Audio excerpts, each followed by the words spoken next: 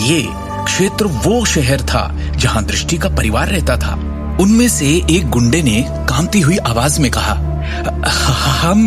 हमारी आपसे कोई दुश्मनी नहीं है, हम तो बस हमारे बॉस के ऑर्डर पे काम करते हैं। दूसरे गुंडे ने उतनी ही खौफ के साथ कहा, और हमें ऑर्डर देने वाले भाई जी हैं, इसलिए बेहतर है कि आप लापरवाही से काम ना करें, वरना वो आपका जीना मुश्किल कर देंगे।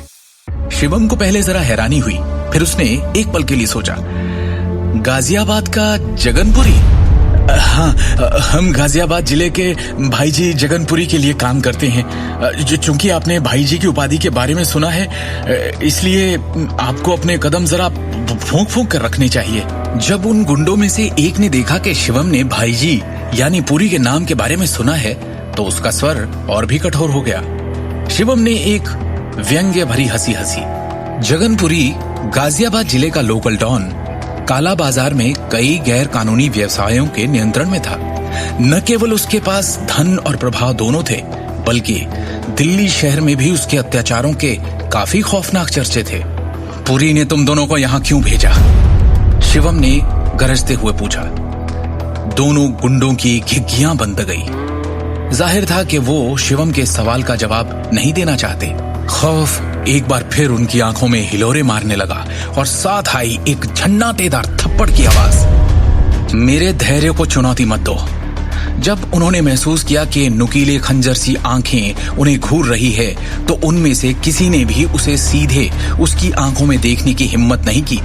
चारों ओर से घिरे चूहे की तरह घबराए हुए उन्हें एहसास हो गया था कि यहाँ से भागना मुमकिन नहीं है और कोई चारा नहीं है।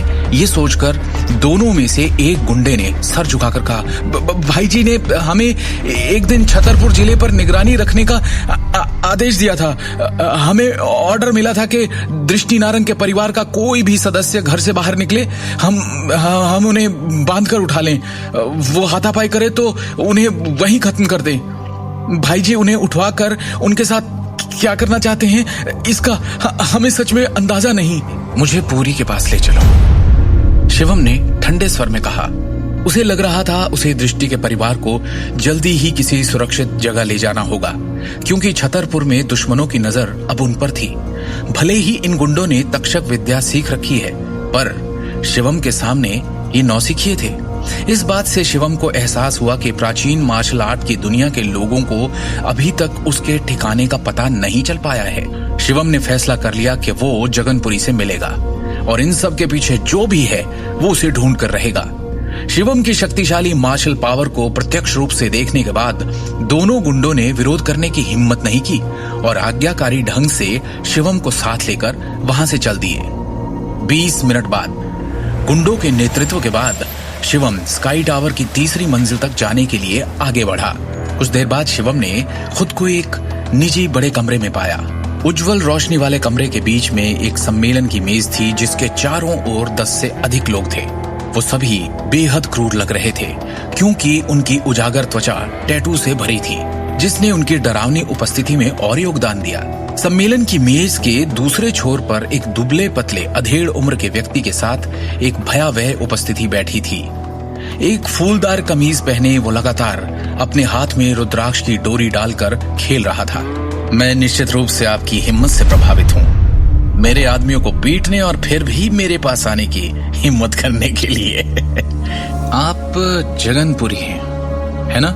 मेरे पास गुंडे भेजने के लिए किसने आपको ऑर्डर दिया? शिवम ने शांति से पूछा। हाँ, पुरी ने तिरस्कार से भरी अभिव्यक्ति के साथ कहा। दिल्ली शहर में काफी साल रहा, पर तुम्हारे जैसा बेवकूफ कभी नहीं देखा। मेरे क्षेत्र में दौड़ने के बाद भी तुमने इतना अहंकारी व्यवहार करने की हिम्मत कैसे की? क्या लगता है तुम्हें? हो कौन तुम? तुम्हारे पास स्वर्ग का रास्ता था, फिर भी तुमने नरक का चुना। पुरी के 30 से अधिक आदमी टेबल के नीचे से 1 मीटर से अधिक लंबी स्टील की छड़ें निकालने के लिए आगे बढ़े और शिवम की ओर दौड़ पड़े। उनकी प्रत्येक गतिविधि तेज लेकिन हिंसक थी।